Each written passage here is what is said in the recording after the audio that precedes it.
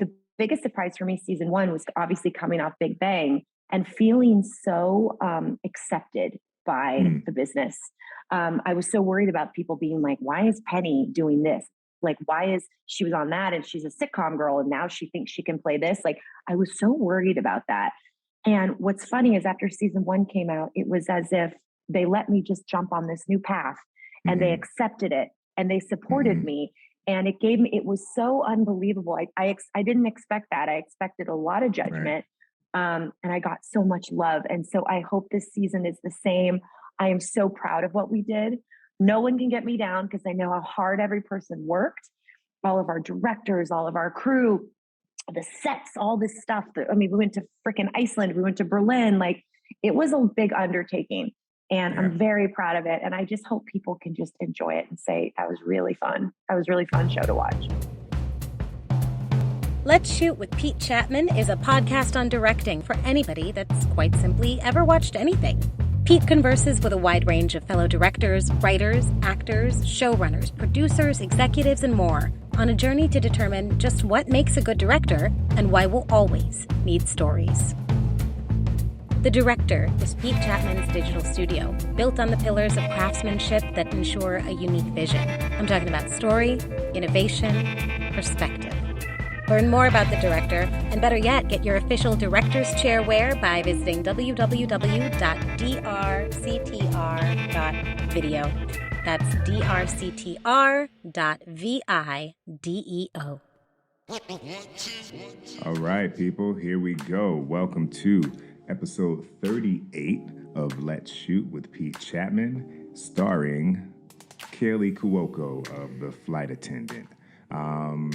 So it's been a while since we've been here. Our last episode, yikes, was 4 weeks ago, people. And I will take all the blame. I will shoulder all the responsibility for that. We have been shooting away on Reasonable Doubt. We are, at the time of this intro, today is Thursday, April 14th.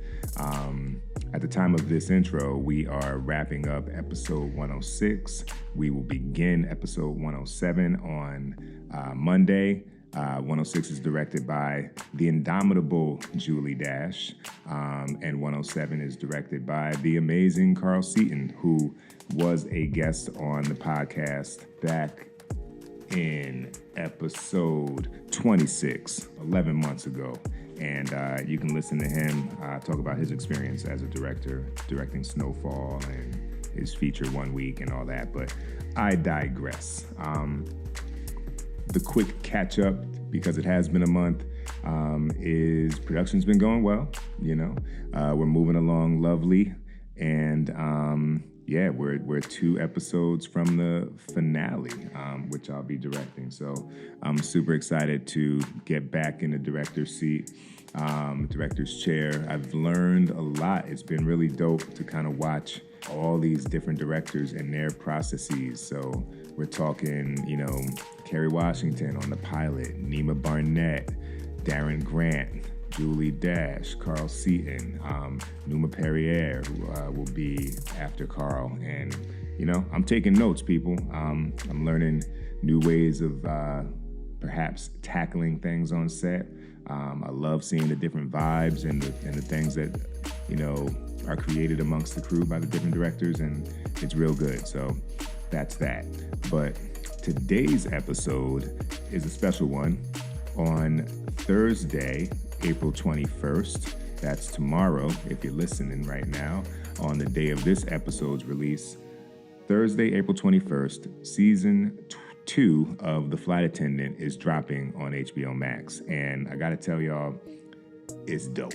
I say that with no objectivity. I don't even know if I'm coming at that the right way. I'm not biased. How about that? I had the pleasure of directing episode 5 of 8. I had the pleasure of working with number 1 on the call sheet, KALEY CUOCO, who you will hear more from. And I got to tell you, it's a special show. A lot of times, you know, you go into a season 2 and they say in music and in TV shows, you hear about the sophomore slump. You know, you have something that you put your heart into, your first album, your first season, you put all this work into it. You've been developing it for so long, and then can you come back and top it? And oftentimes the challenge is not met because maybe you didn't have more to really say than you did in your freshman outing, so to speak.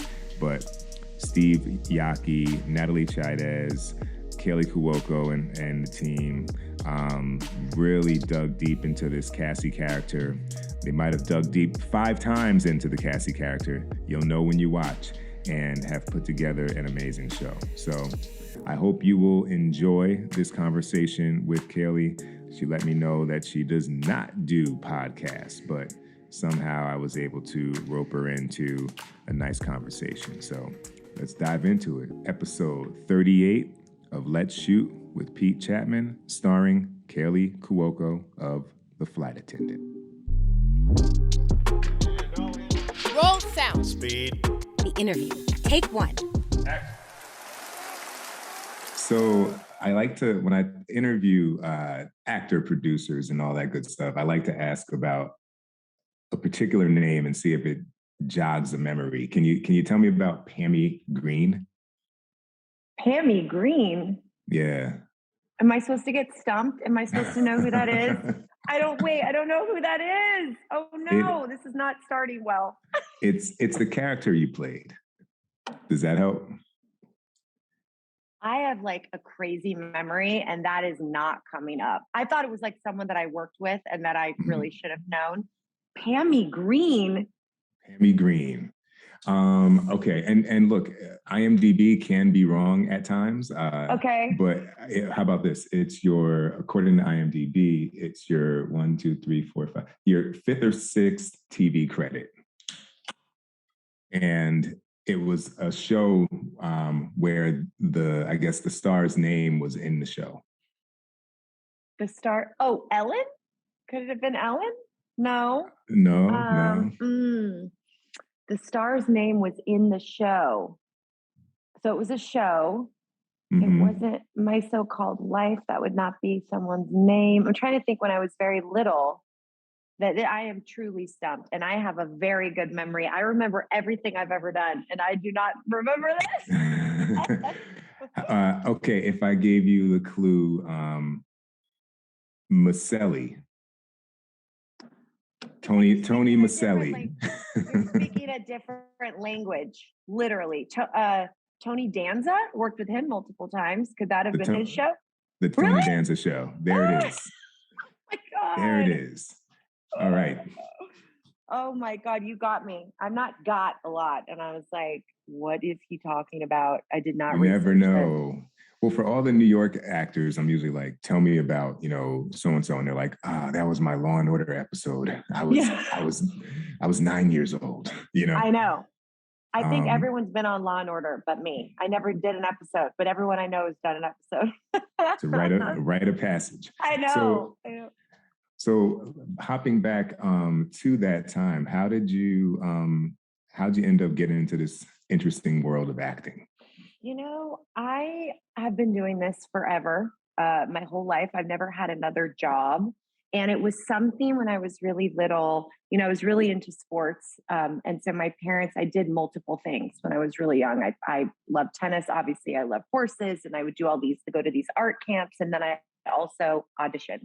And it was like one of 5 things that I did. And my parents were very adamant about, it's a very cheesy statement. I've said it a lot. It's not all your eggs in one basket. And so they didn't want me to be acting or just to be playing tennis or just to focus on this. They got a little worried about me getting too heady. And so I was so young, and I think it helped with heartbreak, and it helped with learning not every day is great and you don't get every job. And so I would kind of, this audition, I didn't get that. Well, now I'm heading to go to my tennis tournament, or I'm heading to do this. And I did so many things as a kid that there was never that, oh my God, I didn't get that. And that has really transferred into my entire career. I am truly able to kind of close the door and move right through. But I have been doing this my whole life. I mean, we have home videos of my dad.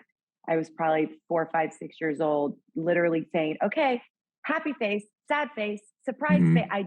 We would every night, and I couldn't wait to do it. And I'd be like this close to the camera. He's like, you need to back up. I could not get close enough to the camera. And you got to go, you got to move back, Kaleys, move back. That was like every video, move back, move back. Well, you knew the close-up was an important thing at an early age. I did. How did you like hone? So, all right, so you're hopping, you've got tennis, you've got acting, you've got horses, you've got a variety of interests. How are you like getting better in each one? Like, did you have like an acting coach? Did you have a tennis trainer? Like, what was it like? So as far as the acting thing, it was interesting. I went to an acting class very early on. I was probably 9 or 10 years old, and I had a really bad experience. The teacher at the time, actually, I'm going to fast forward. You know, at the SAG Awards, how certain actors will talk at the very beginning and say like 10 sentences, like I'm an actor.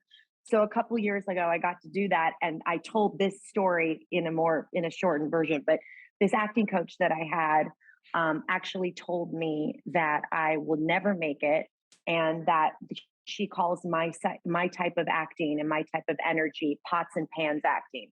And she said that in front of all my peers, all these 10, 12, 14-year-olds, in front of everybody. And I said, what does that mean? And she goes, all you do is you bang around, and that's pots and pans acting. You're loud, and you're knocking into things emotionally, and you're not grounded. And I never, ever forgot that. I got in the car, cried my eyes out. My mom made me go back the next week. She goes, I need you to go back one more time, and then you can decide. I went back, ended up being the top of this class. And this teacher to this day, and I never forgot that, but it was traumatizing. I mean, I was 10 and I still remember. But I think for me, as far as like honing my craft, which I can't stand that sentence, but it's part of my soul. You know, a lot of people ask me about that, and do you do coaching? But I was meant to be this. I was meant to do this. It was truly who I was from very, very a young age. I knew I would never have a normal job. I knew from 5, 6, 7 years old, when my parents sat me down after I got my first big project, and they were like, this is a real job. Do you really want to do this? And I was like, there was no question. But from then on, I'm very gut. I go by my gut, and I'm very reactive. And I've kind of taken that with me through my career and kind of trusted my instinct. And, you know, I mean, we work together. I kind of am in the moment. I'm not I'm not sitting, studying, and how should I do this? I like to be in it, especially with who I'm working with, and feel it. But that's how I was my whole life. But that could be for people listening too, that's minimizing all the work that you're doing though too, right? Thank you. Because there's, to be able to be in the moment, you have to have thought of everything. So then when things come to you, you have a filter that can push them in the right direction, right? Versus like responding to any impulse and not having an idea of whether or not it's going to land. Well, I appreciate that. I mean, I do feel silly though when I talk to other actors, or I do these like round tables, and everyone has their process, right? And I do get a little embarrassed because I don't have one. Like, I really am from my stomach and my heart, and that is my process. That's how I get to where I need to be. And sometimes I feel like it looks like it's easy, and you're right. It's not. I appreciate that, but I don't know. It's a natural feeling. It comes naturally to me, I guess. Right. So it's funny. I was listening to this Mira Sorvino interview, really good interview on Mark Maron, and she was talking about how at like 8 years old, her dad sat her down, and he was like guiding her how to get to emotional truth, so she could like find sadness and call on it to get to the tears. And she was like, it's kind of traumatizing. Yeah. But she was honing that craft like really early. What do you think you were kind of learning in these early classes outside of like how to persevere from asshole teachers? Like what were your kind of, if you can look back, are there any takeaways from the early years of honing the craft? I was a very sensitive child. I'm a very sensitive human. I'm very emotional. I was able to cry on cue. I was always very in touch with how I felt. And my parents were very encouraging of that. I remember going into auditions. They were like, do you need to do you need us to help you? And I would never ask for any help. I always had everything memorized. They never understood it. I mean, they would tell you this today. They're like, she would go in and she knew what she was doing.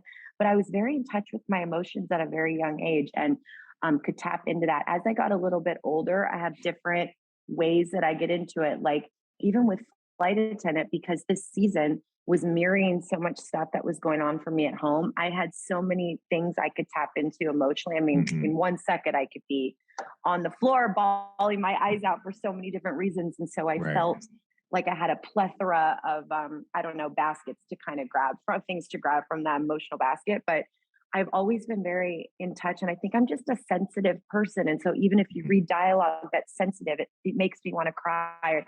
And if I couldn't cry, I knew it wasn't right for that moment. And I never forced anything. Right. Awesome. What was the first story that you kind of remember having an impact on you where you were like, words, scenes, people talking around a campfire, like it can resonate with me and make me feel a particular thing? I think obviously I started very young. I was 5 years old, but I think that the moments that have been hit me as an actor and the people around me, it was really when I worked with John Ritter. And I do tell this a lot. I talk a lot about him, but it never gets old to me because that is my truth. Like when I was on that set, when I turned 16, I had that year and a half of him with him, hearing him talk about just the business and watching him on set and watching him how he spoke to the crew, how he talked to the fans, how hard he would make me laugh. I mean, he would know his dialogue like the back of his hand, but he would fuck up constantly. And I knew he did it just to make everybody laugh. I was always like, he knows that, like, but I knew that was his way of giving to these people and to this audience. And I just watched him and I learned how to be a leader. I really did. And I do tell this a lot, but it is true. It all goes back to John. And I owe a lot of how I am today to what I learned from him. And that really, I only spent a year and a half with him, but it totally mapped my path for how I am, especially on sets, and how I treat other people and how I want to be treated. Right. I do want to come back to this when we kind of get to the flight attendant of it all, but like, what's the way I want to ask you this? Maybe it's like a this or that, right? So like, what were like maybe 2 or 3 great things that you learned from John specifically, right? And then on the flip side, what were maybe 2 or 3 things, you don't have to name these people or shows, but that you saw that were not conducive to building that kind of environment that you knew you'd take to your own show? John used to always say, there's 2 different ways to look at this. Some people say all press is good press, right? John used to say all press is not good press. And he was very adamant about that with me. And I've actually heard all press is good press way more. I don't know about you, but I feel like people say that, if you get the eyes on it, who cares where the eyes are from? Who cares what you're doing? And get people to see it, right? He totally did not believe that. And that has been like tattooed on my brain for my whole career. Sometimes I'm like, maybe that's not the best, those eyes that you want on you, at this moment. Right. But it was really about who he was. Like, he taught me, like, being on that show, it was like a tree, and whoever's at the top, however you act and how you treat all trickles down, right? And I remember watching him being like, that's how I want to be. I want to be loved. I want to love everybody. I want everyone to feel respected. I want everyone to feel included. No one is better than the next. He was that person. He was that person. He stopped for every fan. He took every picture. Those are the moments. Those are what people remember. We might not remember that, but they'll remember that for the rest of their life. I've been lucky to work with a lot of great people who are good people and who really have that standard. But there's been a few that I've seen that don't do that. And that makes a difference. That affects other people. It's very simple. Don't be an asshole. Like it is so simple. And I don't understand why no one gets that. Like working on a stage and looking at your crew and treating them well, you're going to get the best work out of them.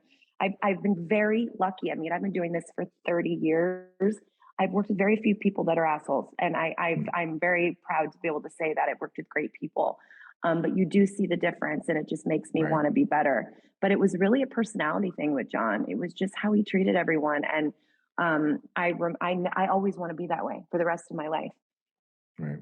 And I told you this, I think, in the interview that I had with you for the show, was Adrian, who had been a DP on season one, was like, she's the best number one that I've worked with.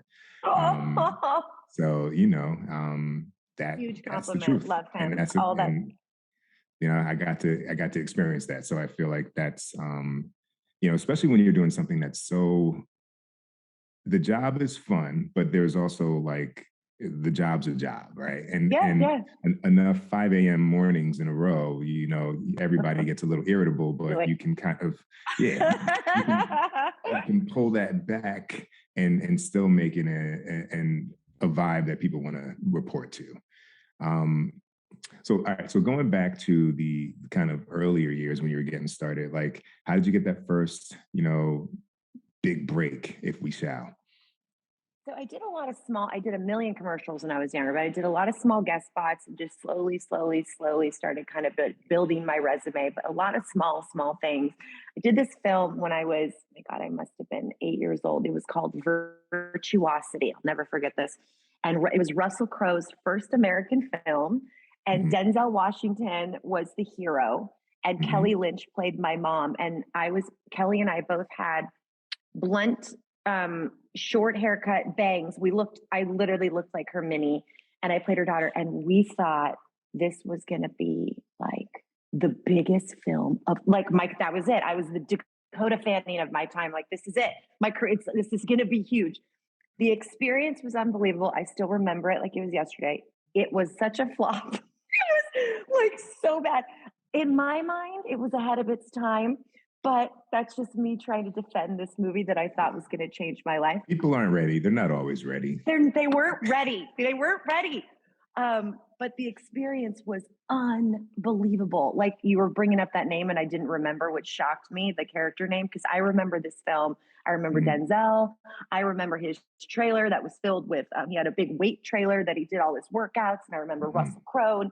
It was like one of the coolest experiences of my life. But that was like what I thought was my big break. It wasn't. I remember this film, and You do? I remember, there was something about, like, they were here. Was there a devil, or they were like hearing something? It wasn't a devil. It was what is the name of it? Where you're in your alternate reality. There's a name. I don't know the term. I'm spacing out, but that's why I say it was ahead of its time, because it was like futuristic. Like, you're in the machine and you can go into different worlds.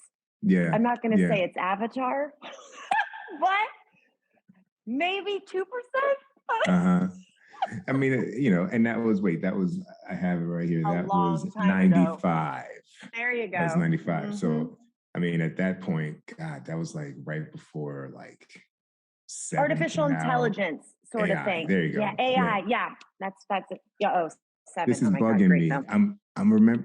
There was some character, there was some character name that they were trying to find, and it was a weird name, like. Now I can't. In Virtuosity. In Virtuosity. Oh, how funny! It was like some like other name for the devil or something like that, and they were like trying to find. And there was a lot of like shaky camera, like yeah. I saw it, but I appreciate that. Yeah, that. But I think I've probably seen most Russell Crowe films and every Denzel Washington film. Same. I know I ran into him a couple years ago, and I'm like, do I say I was in that movie? And I brought it up, and I had to. I'm like, you're never going to remember this.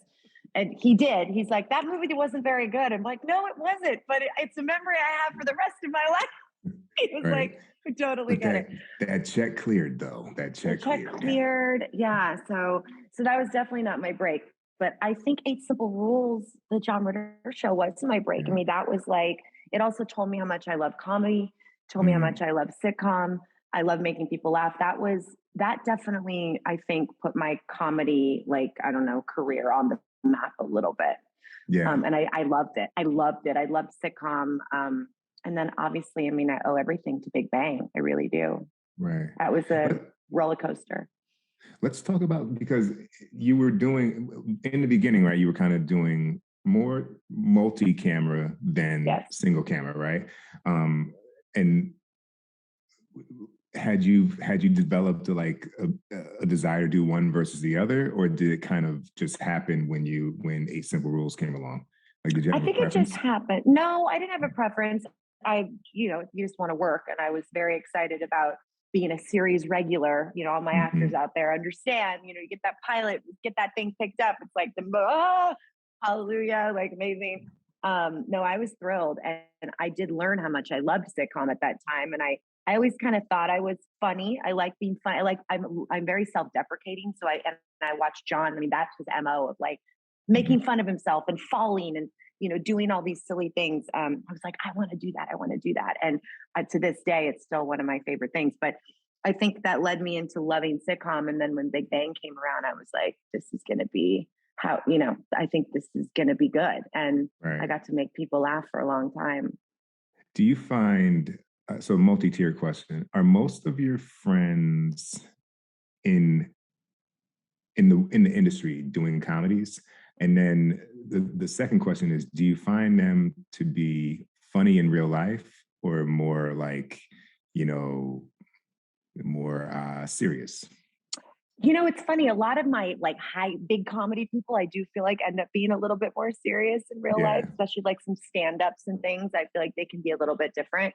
I have like a core group of girls, and they are in the business to an extent, but a lot of them aren't. Like mine are a lot from growing up, and we've the same for years and years and years. And I feel like I have a lot of acquaintances in this business, there's a lot of wonderful people, but it's a lot of people like I grew up with.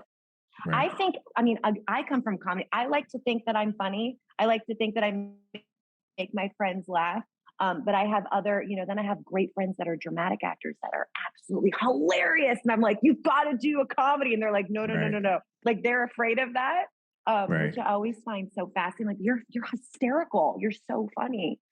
Yeah, that's why I ask. It's so interesting because a lot of times, like the people that are like really funny, like it's no jokes when you hang out. Like it.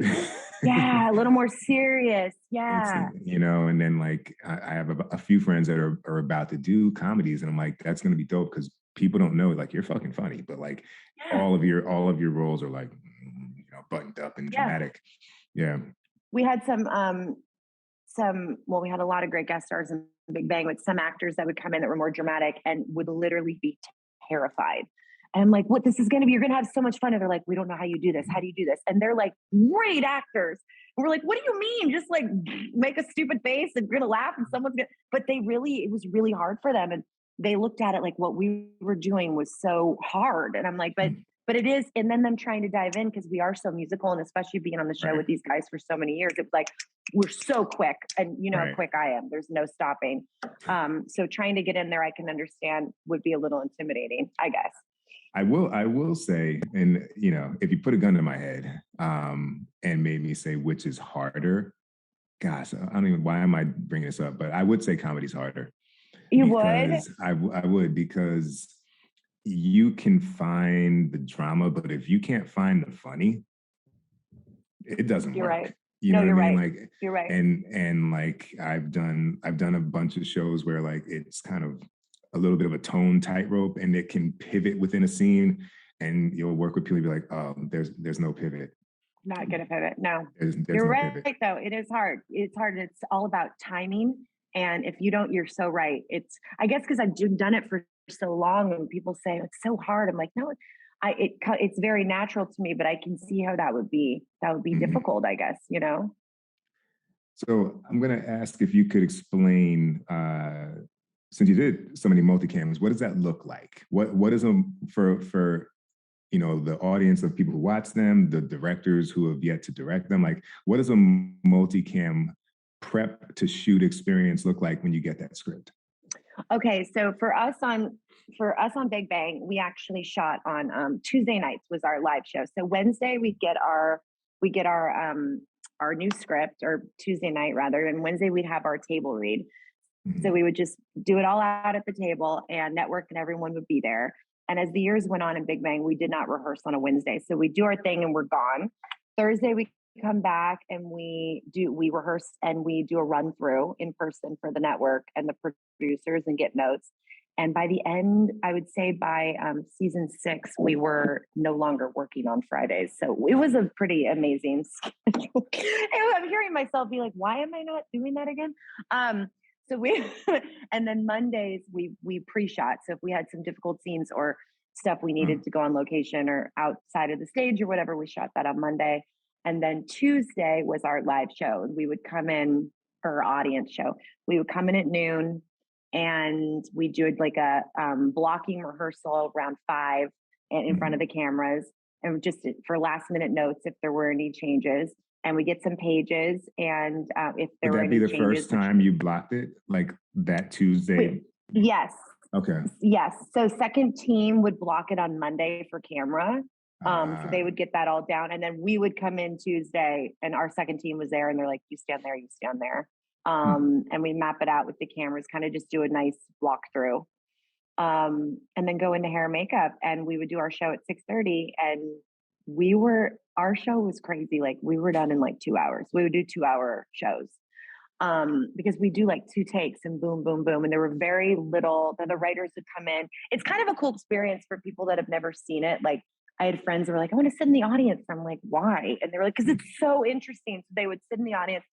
And it'd be cool, like after a take, and Chuck and everyone would run in and be like, we have a better joke, and quickly write that joke and then try and nail that. Yeah. And see if you can make them laugh harder. A joke kind of died there. You could see the guys back there like writing and quickly write. So you have to be like quick on your feet and ready to kind of, try and sell it. So there's something about an audience that really is incredible. That immediate reaction, and we had I get asked a lot, which I find fascinating. Like, was that a laugh track? And I was like, oh my God, no. Like these are very real people laughing very hard or not. And they really gave you that immediate reaction, which was hard to, when I went to flight attendant after this, I'm like, so is everyone going to be clapping after I do a take? Or like, I don't hear laughter. I did not know how to act during season 1. You hit the joke and you're like, I'm like looking around, and they're like, why is she looking around? We're still rolling 17 hours later. Yeah. Very different experience. So when you did if you shot something on Monday, like the things like emotional or like location, right? Is it shown to the audience on Tuesday? Yes. Okay. Yes. And so like, they're like, there's like this little gap, and then they watch it, and then you shoot the next bit? Yes. So if we had anything pre-shot, there's TVs up in the audience, and so they would watch what we shot on Monday, and then we'd go right back into the next scene. No, you go ahead. I was gonna say, would there be like, I'm imagining there's like barflies who are like people who come every week, and you kind of know like, oh, that's that laugh of that guy or that woman, who sits in row 2, seat 8 every week. Like, yeah, we did have some interesting audience members by like season 4 on. These were like, we had no openings. Like these audiences were booked for all seasons. And then we had a couple regulars that came in a lot. We had a lot of Make-A-Wish that we had which was, I think, those are my most special memories of our show, is how many people wanted to come in from Make-A-Wish and be on near the show and be in the audience and come talk to us. That was a game changer. I'm like, wow, this is like why we're doing this. But we always had a space aside for anyone in that, whoever wanted to come with their families, they could come and hang out. And that was very special. That's awesome. And so 8 Simple Rules, how many, you did 76 episodes of that show? Is that true? Did we really? That's what IMDb reports. That does make sense, because I did a full season with John, and then we did the second season without him, and then we got picked up, I believe, did we do a third? And we did one additional season, I think, with David Spade, James Garner, and tried to kind of keep it going. Yeah. Right. So then what was it like in between that concluding and The Big Bang Theory? It was like, what, about 2 or 3 years? I think I did a year of Charmed after that. I think I went in and did my witchcraft year with the ladies of Charmed. That was quite an experience. That was wild. So yeah, I did a year there and then got this call for Big Bang. And I'm sure you know, I mean, most people do. I didn't get hired originally. They did a pilot and I auditioned for it and did not get it. And I remember Chuck Lorre being like, it's okay. This is not right for you. I'm going to work with you again. I was like, and I know Chuck forever. I'm like, we'll find something. And they did this pilot and a year goes by and it doesn't get picked up. And I hear they're revamping it. And Chuck called me. He's like, I have it. So we're going to do this again. And I'm like, really? He's like, come back. You got to come back in. We've changed it all. God, oh my God. And I still went in and I did the whole thing and I went to test and I went to network and like all the stuff and ended up getting it the second time around. And it was just, yeah. What's that experience like? So you go, you audition. Horrible. Horrible. Fucking horrible. Yeah. In a nutshell. In a nutshell. No, it's hard. My fellow actors, I understand. It's so tough. So go in an audition for casting and then maybe even another one and then call back with producers. And then you go to test for the studio. And then if you're still in the running, you go to network. I mean, to get a pilot is like the amount of steps are crazy. And then chemistry read. I remember when I went to network, they had, I believe Jim was there. I believe I read with him, Jim Parsons, he plays Sheldon. And I read with him and we had a chemistry read. And then they brought in the other girl and and then you have to wait. And it's like, oh my God, very nerve wracking. Quite a process, which I think is still what they do today. I mean, it's wild the hoops you have to go through. It's tough.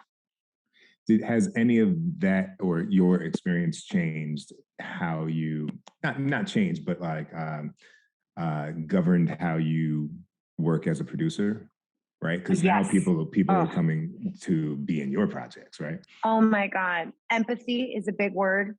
Complete empathy, understanding.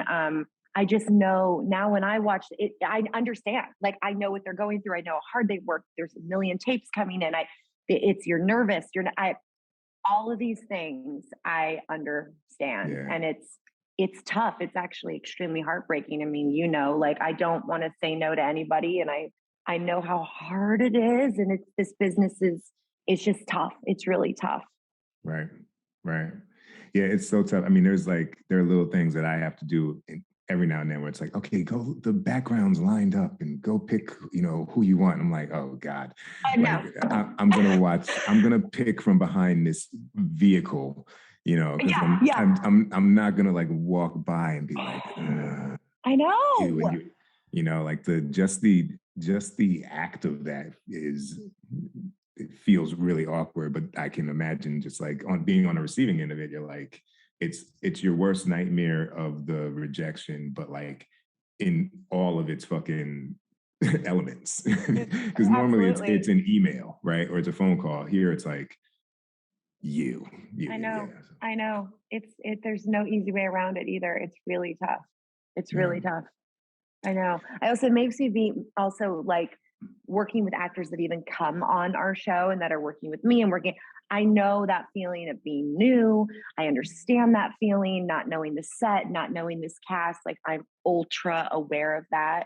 And again, going back to John, making everyone come in feeling like they're part of the group and let's go have lunch. These little things matter. Like, here's my number. Let me know if you need me. I'm like a big, I love gift giving and like matching the gift with so I make sure that I get something for everyone and that it's what they like. And I find out the things they enjoy and like those tiny little things and like a handwritten card. And like, I want them to know that I understand and that I'm so appreciative they're here. And I know it's not easy and it's a weird experience, Right. It's got to be a little funny for people coming in. So what were like the big takeaways, if there were any different between Big Bang and 8 Simple Rules? Other than the volume of episodes. I know. I mean, I guess more 8 Simple Rules was more me learning how to be on set, how to be a leader, how to be kind to everybody. And then going into Big Bang, that was like a whole new experience with this cast and like learning, oh my God, seeing the show grow, after 12 years. And that was just wild. I still can't believe, also not taking it for granted. Like, I think there were times that I do regret that I feel like weeks and months go by and all of a sudden the season's over and I'm like, oh, I can't wait for the summer. Like, I wish that I had been more in the moment at times and been more grateful and like, not waiting for hiatus and all this stuff, because now it's done. And we were there a long time. And we as a cast used to say that a lot too. Like, we did acknowledge that. We always used to get behind the, before we came out for a curtain call at the beginning, we all huddle and give a big hug. And like, we always shared a moment. We did it every show night for 12 years. And I really remember those moments. And I know my cast, the rest of the cast did too. But it was important to just stay present because it doesn't last forever. And I don't think I'll have an experience like Big Bang again. That group, those friendships I had, that was, I feel, once in a lifetime. So I'd be lucky if it happened again, but that was truly once in a lifetime. Yeah. I mean, it's like lightning in a bottle, right? Because even the idea of like what people watch is changing. You know, the types of shows. I mean, it's all cyclical. So I'm sure sitcoms will come back and be huge again, whether it's for budget, because they're cheaper to produce, right? Yeah, right. And they make a whole lot more money. So they'll be back. But I think they'll be back too. I think they'll be back too. Everyone always said, what was it like to be on probably the last sitcom that's ever, and I'm like, hold on a minute. Let's give it a few years. Everything comes back. I totally agree with you, but it definitely was a special experience that I hope that we have that again. But I know it was special. Yeah, no, it's amazing. It's amazing to do something for that long and the family of it all, the work people really do become family. Of course. Yeah. Unavoidable. Absolutely. Yeah. Absolutely. So before we transition into flight attendant, so do you have any a preference for film or TV? Like how is that kind of, how do you in the world of all the things that you like to approach, like where's your heart? My heart, I think, is now moving into film, but I think it's all been growing. It's like I thought I'd be in sitcom for the rest of my life, happily, by the way, and then moving into flight attendant, which was a whole new experience. Where I'd done some single cam and some 1 hour stuff, but not really, like not at this level. And I actually really liked it. I get a lot of people ask me like, "Do you like this better? Do you like sitcom better?" I actually like this, and I'm excited for kind of the film life now to kind of see what I'm going to do there. But it feels like I've got to experience everything. I just feel so lucky. I've had my hand in all the things.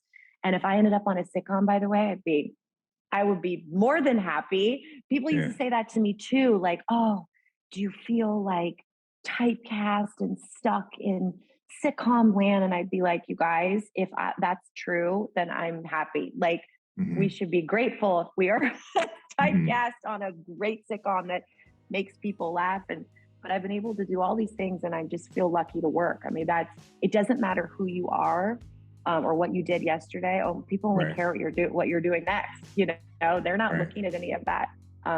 So yeah, I'm lucky to be working, honestly. This is Carl Seaton, and you're listening to Let's Shoot with Pete Chapman.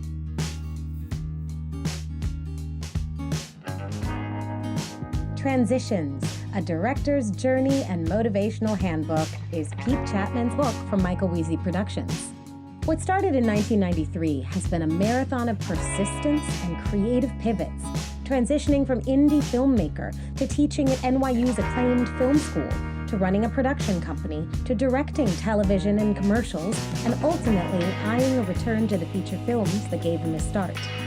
A mixture of how-to, self-help, and inspiration, this book is for any person targeting a successful career in the creative arts. Transitions, a director's journey and motivational handbook from Michael Weezy Productions. So do you think how you kind of started with, all these different interests and your parents pushing you to kind of hop around and keep multiple kind of balls in the air so you wouldn't feel the rejection, did that compel you or propel you to producing? Like what makes you? I never wanted to produce. I was like very against it. So deep into Big Bang, we had these amazing deals on the table for the actors. And it was would you like to produce? We can have a pod for you at Warner Brothers, which means, little production company. You can make your own stuff. I was never interested for years. And I remember having a conversation with Johnny Galecki. We were outside before a show, and he had built his company before me because I had kept turning it down. I'm like, I don't want to produce. And he goes, what? He goes, aren't you going to do this? This is so great. I'm like, I'm not really ready. And he goes, because he knows me so well. He's like, I hear you. He's like, when you're ready, you'll be ready. And he knew me, and he let it go, and he went and did his thing.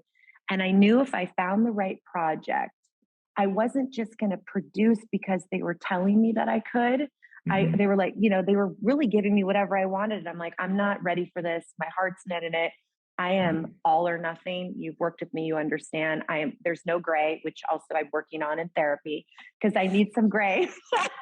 It's like all or nothing. Like, can we no just gray. No, I know. No gray. She's like, a little balance. I'm like, So it was like, I'm either going to go full force and produce my ass off, or I want nothing to do with it. So I just wasn't ready. And I knew if I found the right project that I would dive right in. And here comes Flight Attendant. So boom. So how did you pick up the book? Like how did this thing come together? Because it's such a I mean, talk about a pivot from one thing to the next and landing the dismount.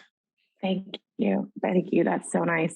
Well, my team, who I should mention, I've been with my team for 20 years. My agents, managers, attorneys, there's like 20 Team KALEY, and I've been with them my whole life. So it's important to say that because I know that's rare. Right. And it's a very, very lucky. So towards the end of Big Bang, they were like, what do you want to do next? Like, I don't know. They're like, do you want to adapt a book? You could, whatever you want, but I was always like, it'll come. And as they're like, what the fuck is she doing? Like, we need to decide.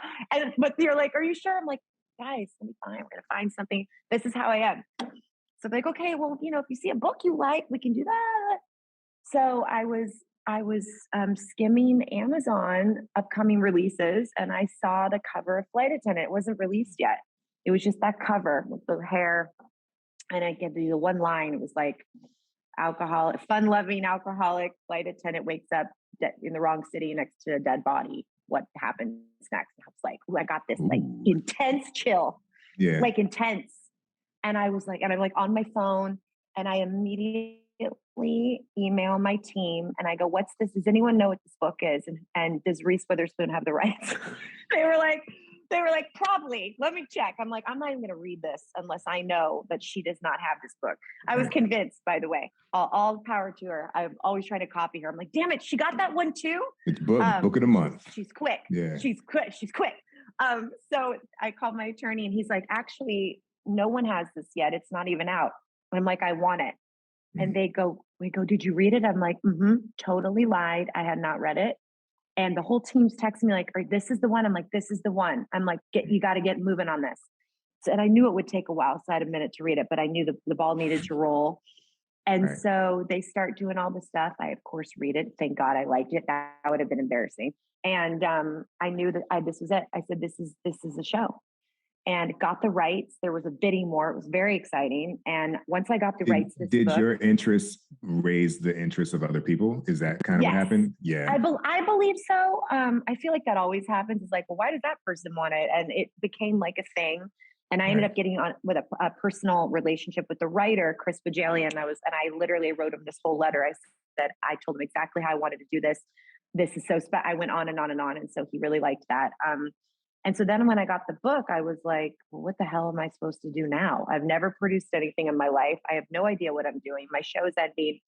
So I'm like, I'm just going to march into Peter Roth's office at Warner Brothers and say, this is the next thing. And it's literally what I did. I walked in, I did not have an appointment. And his assistant, who I've known forever, is like, I go, I know, can you have 10 minutes? And Peter always makes time for me. He's like, Kaley, come in. So I had the book. It was a Friday. And I go, this is the show. This is a show. And he looks at the back. He goes, are you going to play Cassie? I was like, hell yeah, I'm going to play Cassie. He goes, I'll read it this weekend. And he did. And he called me Monday and he goes, okay, you ready to set up an office here? And I was like, yes. I'm like, so I'm going to launch my company and it's going to be around this book. I said, It's a show. And he goes, you got it. Let's do it. And I had an office the next day. And then we hired Steve Yockey, who came in and made this amazing pitch for what he saw for this. And I was like, I remember sitting in our room with my partner, Suzanne McCormick. And I looked at Suzanne, I'm like, are we allowed to hire him? And she's like, no, I think we have to ask other people. I'm like, I think we should just hire him. And she goes, I'm glad to know that you like him, but I think we have to ask permission, which we did. And then Peter Roth was like, I think we need to set you up with Berlanti, who I'd never worked with and never met. And I said, do you think they'll want to take this on? Like, they kind of do their own stuff. And he goes, I don't know. You never know until you walk in. And we had a meeting with Sarah Schechter, and and I was terrified. For those of you that don't know, Sarah Schechter is the queen behind Greg Berlanti's productions. She's incredible and has become to be a mentor to me in my life. But first time I met her and I had my little book, and I'm like, so I just got the rights to this book. Do you guys want to produce it? Because I don't know what I'm doing. And they read it and they were like, let's do it. And I mean, all these things. And I was like, what? Like, they said yes. Like, I couldn't believe it. And that's how the beginning of this went. It was nuts. That's amazing. And that was that like 2018, 2019? That was, oh my goodness, 2018. It was about 4 years ago, 1921. It was about 4 years ago. Yeah. Wow. Maybe even a little longer for me for sure. But yeah, it's been, which I guess everyone keeps saying, once I got season 1 up and running, it looked very fast, like comparatively. I'm like, fast. I think I was so used to sitcom. I'm like, this is taking forever, but I couldn't understand. Right. I'm like, God damn, how does stuff get made?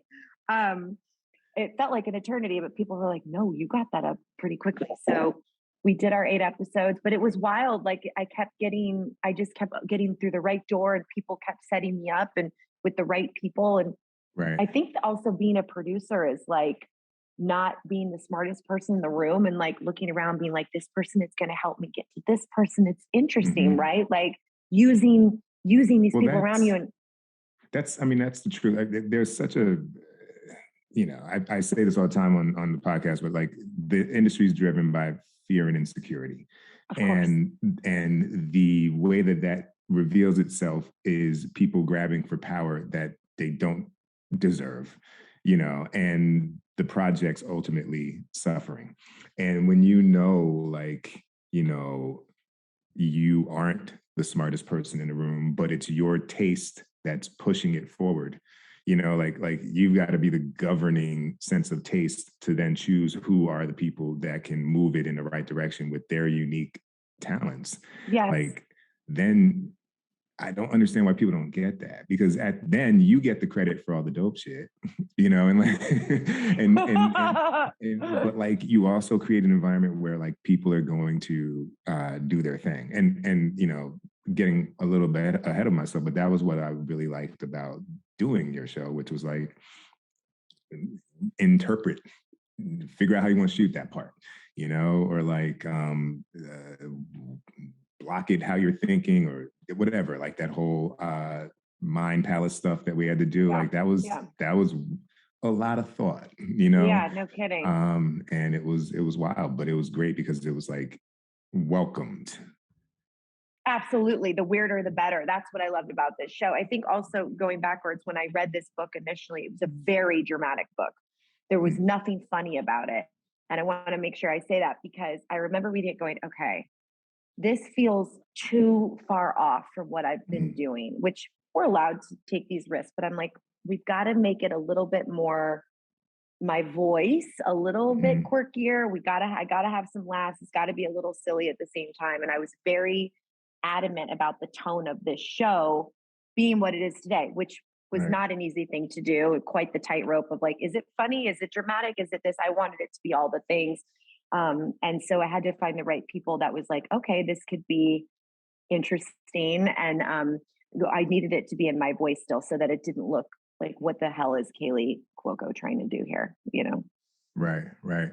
So what did you learn between from season 1 that you applied to season 2, which is coming out soon?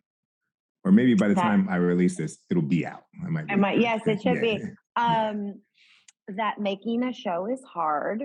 And And other people feel that way too. A lot of understanding, a lot of conversations, patience. That I also learned, this is just from my own, I learned that Kaleys doesn't like to watch early cuts. Kaleys needs to wait a while because she does not understand that things are good. I'm like, where's the music? I could not wrap my brain. And Suzanne, my partner's like, that's not done yet. I'm like, but the color, what? That was very hard to accept. It was also, people were wondering. Did you stop watching them? Yes, Okay. 100%. Especially this season. I said, you know what? I started watching the network cuts and then giving a couple things that I felt here and there. But I also, after now working with a lot of this team, season one, trust them immensely. I know they know what I want. My biggest thing, my biggest note that I've had, I'm like the comedy driver, right? So when the show starts to feel too, I end up going, I think we need a comedic moment here. Like that's where I get the most fear because it is a comedy. We were nominated for comedies. Like I wanted to make sure that we stuck with that.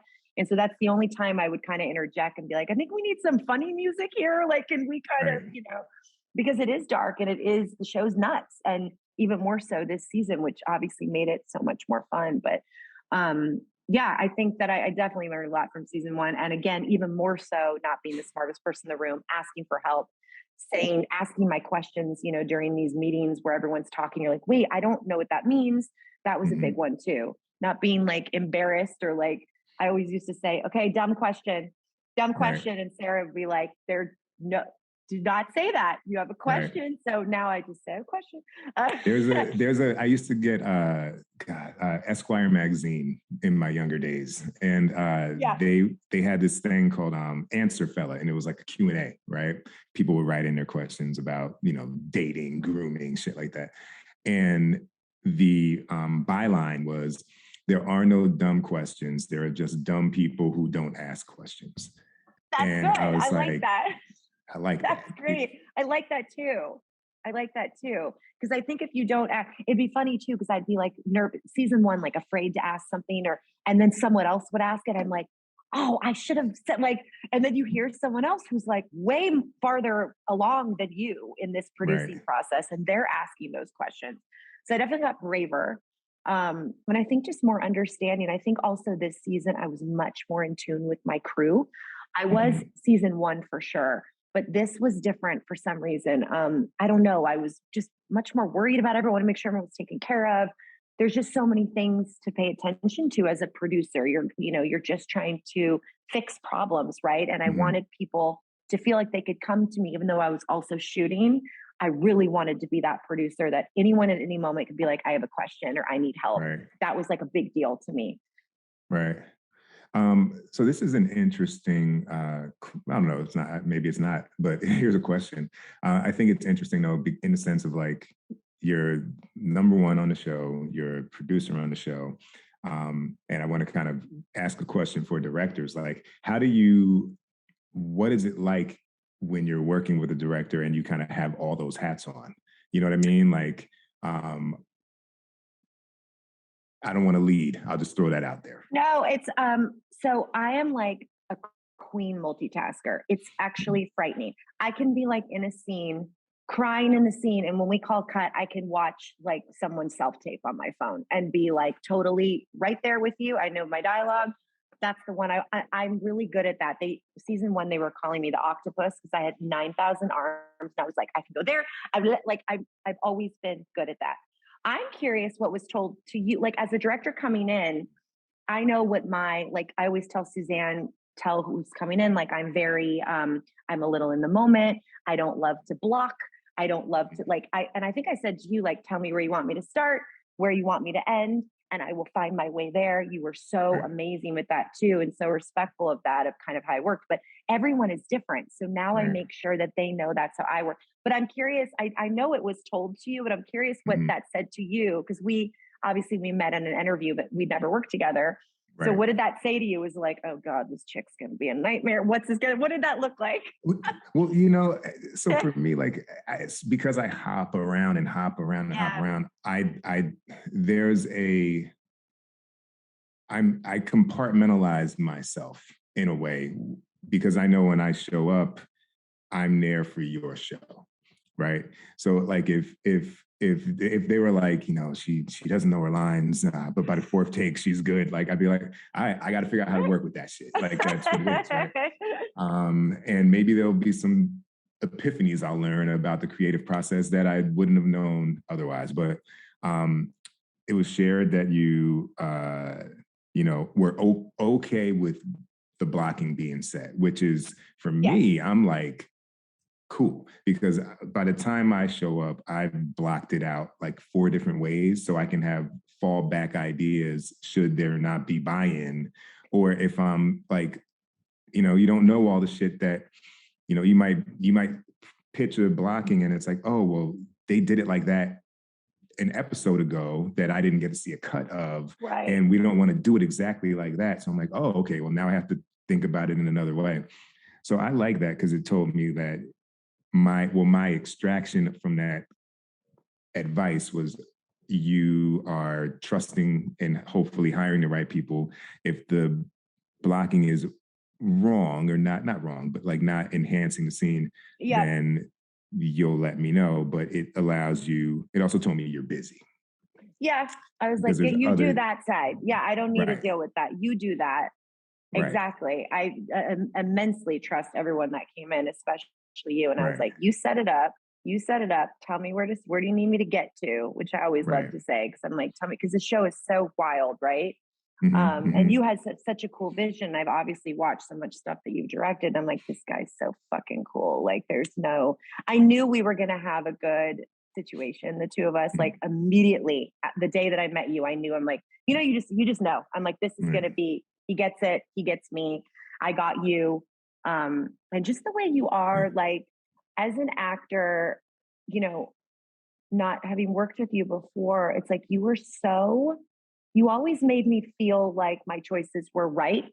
And you acted like they were all, and then you'd come in like, that was great. How about, can we try it? And it's the way you that there's such a way to communicate with someone, right? You can say so many different things in such a way. I just felt so good with you. I always felt like we had it. You by the way, baby girl loves fast. You are I'm like, everyone knows I am like, you can't keep up with me. It's a problem. Like, I need to, like, you are almost faster than me. I'm like, oh yeah, I like this guy. This is really, really good. But because that shows confidence in you, when you're that way, I'm looking at you going, oh my God, my leader knows exactly there's no worry. I don't have to, you never look shook up. I think that's what's amazing. Whether you even if I was, yes, even if you were, you never show a moment of worry. It is really impressive. I mean, we all talked about it too. Your crew felt that way too. It's like you never looked worried. You never showed it, and I think that is huge because it makes everyone feel like they're secure and safe. Well, this is heartening. Thank you. I mean, that's awesome. True. Because you also don't get to hear, like, you do a show and then you leave. I know. And you're like, I hope shit was cool, I know. I guess the only way you really know is if you get invited back. You're like, oh, okay, I guess they were okay with that. You know what I mean? But you often just kind of, you don't have a certainty. And in this world of, Hollywood, it's like, I tell other directing friends who are like, oh, I'm trying to get in. And I'm like, yo, you can't really put an emotional value on anything because, like, I've had meetings that were amazing that I didn't get. And then I've had meetings that I've walked out like, that was the most awkward motherfucker I've ever met in my life. And then they're like, yo, so they want to hire you. And you're like, I can't call it. You just don't know. It's so true. It really is true. You don't know until you're there. You can hear, you're so right. You could hear things about people.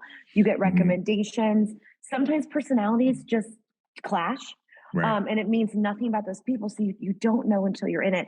Also, this show is it's a lot of me and you're with me a lot. And I always took that consideration with the directors, like, come in. I'm like, my God, they've got to be like sick of my fucking face by now. Like, this is like, how are they not? I'm sick of hearing myself talk. So the patience that you had and just, it's a lot of FaceTime with someone. It's a lot of FaceTime. How was that though for you playing? And again, this will come out after the show's out. Yes, so playing the multiple Cassies, what the hell was that like? Well, I agreed to it a long time ago. And then when I started playing 17 Cassies, I'm like, who agreed to this? Yeah. Yeah. No, it was great. Look, experience of a lifetime, never done anything like that, obviously. And working with that sort of camera, and like that was such an interesting, wild experience with the multiples. It was, it was a little much at times, but it was awesome. And then seeing the cuts and stuff going, oh my God. And learning how to, you think like you're looking, like obviously I had this amazing double. Everyone knows her name is Monette. I had multiple doubles, but Monette, who played basically my other Cassie the whole time, and her and I became so exact in what we were doing. She was a huge part of this show. I make sure I tell everybody that because I want her to get credit, and I feel like she's not going to. And I couldn't have done this without her. She was truly my double, my acting double, my friend, everything. But we had such a way that I was able to look at her, and we were the exact same height. And then you'd go watch and you're like, why does it look like I'm like, I had to learn because we weren't really, and then working against like a green screen or like a tennis ball or like myself for these other doubles. And like, it was wild. And it was a huge learning experience, especially for someone who the hardest part for me, because I love to wing it, I couldn't do that with stuff There's no like winging. this. No, not at all. No couldn't wing it and couldn't be like, sure. Like I had to be really exact, which was very hard for me. Right. Yeah. And then I remember even just like, there was, I think the first time that I did one of those scenes, it wasn't Monette. It was another double. Okay. And she was not slouching the way that I stand do as that character. And then you're like, oh shit, yeah, that eye line's going to be off like just a hair. But like when all we're looking at is a 50-50 of two of you, like we're really scrutinizing it. Right. And like I'm the guy who I can't, you show me a dead body in the show and I'm like, are they breathing? Yeah, they're breathing. Right. You know what I mean? Like, so like people are going to be checking to make sure that the device is actually like, foolproof. And 100%. And that is so not how I work. I hate detail. I hate being like, feeling like a robot. So there were things that were new for me in this experience that I had to learn. It just isn't my normal way of working, but it did flex a new muscle. It was hard for me. And it was a challenge that I didn't expect. And I was at moments, I remember there were a few breakdowns during this season. We were doing one, me and Monette, and I had to match exactly what I'd done before. And I was like, by the way, I don't match ever. I don't even know. I have my hands up here and I'm holding this. I put it down. Like I feel so bad for the script supervisor. I don't know how they're able to match me ever. I had to match this one thing and I could not get it. I could not get it. And I started crying. I'm like, I'm done. I'm broken. I can't do it. Like it really in that moment, that was it for me. And I just walked outside. I'm like, this is that moment. This is that moment where I'm going to decide right now. You're going to go back in there. You can do this. But it really got to me because it makes you feel like you're not doing enough, but it was wild. And when things come naturally to me, and this did not, that did not. So what, as it's, now that it's out, speaking in the future on the day of this recording, like, what do you hope comes out of season 2? Like, as far as like, whether it's the story that's being told, you know what I mean? The themes, or like what an audience might take away, like. Season 1 really was good. And that was my fear doing a second season. Because you're like, why are we going to touch that? Like that was so trying to, and I actually think that we might have done, it's bigger this season. There's way more stuff. It's on a whole different level. The cast is completely outrageous. The places that we went, obviously the Mind Palace this year is unbelievable. It was great last time. And then we just took it to a whole new level. So I hope people see the work that went into it. And that they also can, what I love about the show is the minute it gets a little too dramatic, there's going to be a laugh. And that's what I've always loved about it. And I hope people can just sit back like they did last season and be like, this is really fun. This is a joy. This is fun. The biggest surprise for me, season 1, was obviously coming off Big Bang and feeling so accepted by the business. I was so worried about people being like, why is Penny doing this? Like, why is she was on that and she's a sitcom girl and now she thinks she can play this? Like, I was so worried about that. And what's funny is after season 1 came out, it was as if they let me just jump on this new path and they accepted it and they supported me. And it was so unbelievable. I didn't expect that. I expected a lot of judgment. And I got so much love. And so I hope this season is the same. I am so proud of what we did. No one can get me down because I know how hard every person worked. All of our directors, all of our crew, the sets, all this stuff. We went to freaking Iceland. We went to Berlin. Like, it was a big undertaking. And I'm very proud of it. And I just hope people can just enjoy it and say, that was really fun. That was a really fun show to watch. I think that'll be the case. I mean, it was definitely top. Season 1 was great. You wonder, like, what would you do to up the ante? And I think it's called season 2. Well, so well, that's I think it's in there. That's very nice. I just hope I get to work with you again because you are just a gem. You are so special. Likewise. You are such a badass. You are so respected. I can't even tell you. Every person I talk to, so much of the crew still, they're like, they knew I was doing this day. And they're like, tell Pete, I have 10 people that want to say hi to you, by the way. I should just text you all these people that are like, tell Pete hi. We love Pete. You're very loved.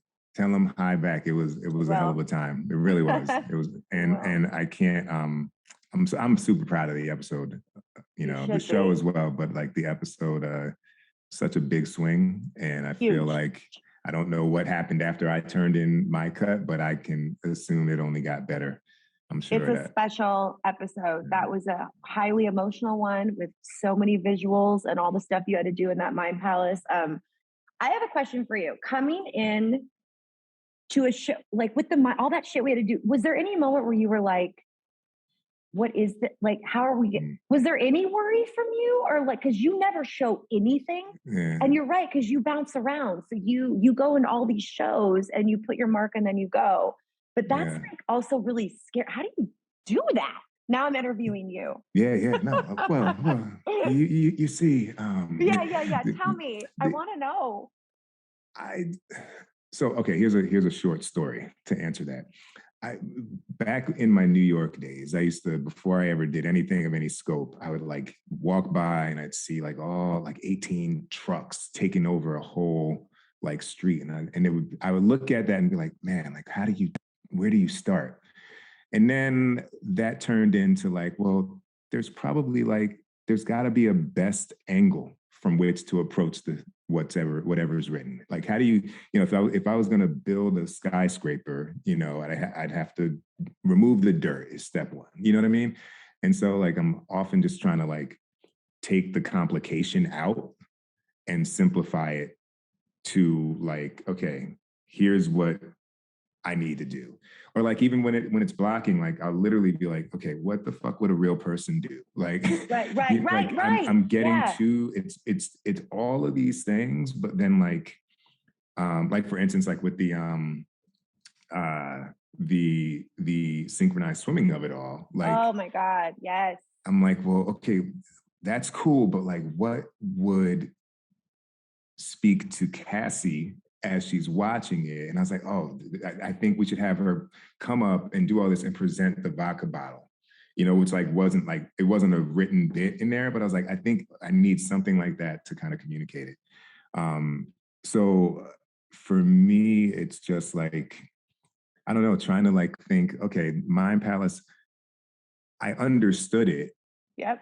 But then in this episode, it broke from what had been established. Yes. Exactly. So, it was totally different. And that was interesting because we had a lot of conversation about it. And we had, differing takes, right? Of course. I always felt like it needed, as long as we had like some kind of portal between the two worlds, you would buy it. And as long as, we had an angle from which to look at how these Busby Berkeley sequences would always be experienced, which is high. I was like, well, all right, I need a portal and I need to do something that gets low to show that she's looking down. And then after that, I guess you'll buy it. You know what I mean? Wow. Like, yeah. And Wow. you know, it's kind of like I don't know, there's always like a first step. And I think if you can make the right first step and trust your instincts on that, then you get the support of Nina, you know, with production design, you get the support of Jay, you know what I mean? And like, but just trying to keep it true to that. That's so cool. Yeah. No, absolutely. Yeah. That's so cool. And then knowing sometimes I think too, like getting in, then you do all this prep and then sometimes it's like totally changes in the moment too. It's like, oh, okay, this is not what I thought. That goes for me too, of thinking it's going to be one way and then being like, it's not going to work. We're going to pivot here. This is how it's going to be. And like being okay with that, which is also kind of hard sometimes, but anyway, I digress. And then Steve had a great idea where, cause it was like, well, how are we going to know, like, how are we going to connect the two? And he was like, well, the swimmers should bump her in the bar before like she gets out. It's like, that's it. That was a good little thing. Yeah. That's why you're co-show running this thing, you know? Yeah, that was a good ad. I don't know if that was written or if that was last minute, but I liked that a lot. Yeah. I liked that a lot. So it's amazing. I can't wait for people to see it. Me too. You're awesome. I think to your point about like, you know, like folks letting or the industry embracing what you were doing coming out of or off of Big Bang. Yeah. I think the interesting thing now is that it's more audience driven, right? Yeah. Because like go back, you know, 10 years, it's like you have these people in rooms deciding what the fuck we're going to watch arbitrarily based on their own taste. You know what I mean? Totally. Yes. And now I think, you know, something like, you know, Flight Attendant comes out and it's like, oh, I like this as the collective, you know, individual eyes that make up the whole viewing population. And then it drives, I think that's what is the driver now. And then the industry embraces it. Totally agree. Yeah. And a little bit of luck. So a little bit of that too. So final two questions. And of course they are multi. I'll ask this one first. Okay. What are three characteristics that you think doesn't have to be an actor, could just be anyone in this industry, but that someone needs to make it in this industry? Oh gosh. A good family. And I know that's not, everyone doesn't have you know, for me, what got me, my parents are absolutely wonderful and they've been so supportive of these choices I've made. So that's huge. Finding a team that you trust. And I think I have some friends and we've talked about this. Try to stay as loyal as you can. You know, I see people bouncing. Oh, this didn't work out, so I'm going to fire this agent. I'm going to go to this one. Like, you're going to receive the work and the loyalty back. You need to stay in your lane for a bit. Like, commit to the people that you've committed to. The bouncing around, all it does is show that you have no faith in the people around you. And I know things happen, and obviously, again, my situation is rare that I've been with mine for so long. And I know people have said that, like, well, not everyone has a team for 20 years. I totally get that. But try and find someone that you really that you trust as your voice. So you don't have to micromanage every single thing. I also think perseverance. I mean, you never know what that project's going to be. You never know what's going to be the thing that's going to all of a sudden put you on the map. You just don't know. And I know it's frustrating, and I know auditioning is hard, and I know there are people out there where it can really get you down. You don't know if that next project is you're going to blow up and you're going to do exactly what you wanted to do. But it is hard work, and there are a lot of people trying to do it. So keep going, especially if it's something that you love. Keep going. I promise you, even though it can be very difficult. Love it. And the final question is, if someone were to tell the story of your life, so it's multi-pronged. What format would it be in? It could be TV show, short film, web series. Who would star? What genre? Is it comedy, drama, you know, whatever? Who would star as you? And then who would direct it? You would direct it, obviously, if you have the time. I'm available. I doubt it, but I'd find some time. I think it would be a comedy. I think it would be very funny, or kind of the tone with Flight Attendant, the dramedy. Who would star in it? That is, oh my gosh. Okay, I know my sister doesn't look much like me, but if you put her in a blonde wig, we'll You guys exactly do look alike, though. We actually do. Yes. Yeah, I yes. recognize. I recognize when at the family day that you had at the ranch. She walked by and like smiled. I hadn't met her. I was like, that looks like her sister. Like, and it was like funny. Mask and like a hat. We have actually the same features, and we have the exact same mannerisms. We have the same laugh. She knows me better than anyone, and she's a fantastic actor, and I think she should play me because she knows all the things. My sister is brilliant, and I keep telling her too that she's on the brink of greatness herself. So watch out for her for sure. And is it a movie? Is it a episodic? Is it a limited series? You know, I think it's a movie. It's a movie. I think it's a movie. Yeah, I like that. All right. So that's it. That's all I got. Man. This has been awesome. Thank you for, after telling me you never do podcasts, thank you for sitting down for a little bit on a Sunday. And yeah, I can't wait to see how well the show does. And I know, gosh, Emmy, I got my link to start submitting Emmy things by June 1st, I think, or something like that. Oh my God, you are so sweet. That means a lot to me. It was super an honor to work with you. And I told you I would do anything you ever needed from me. So I'm in for life. You're definitely a friend for life. And I hope that we work together again very soon. Likewise. I'm sure we will. Thank you very much. Thank you. Thank you.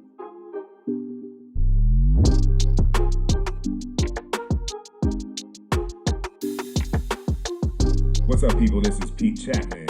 Follow me on Instagram and on Twitter via @PeteChapman. Follow the pod on Facebook on our Let's Shoot with Pete Chapman official page, and hit up our mailbag with questions, suggestions, or hey, donations if you're feeling like it via Let's Shoot with Pete Chapman @gmail.com.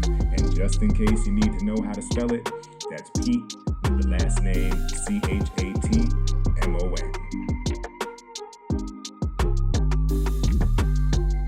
All right, y'all. Hope you enjoyed that.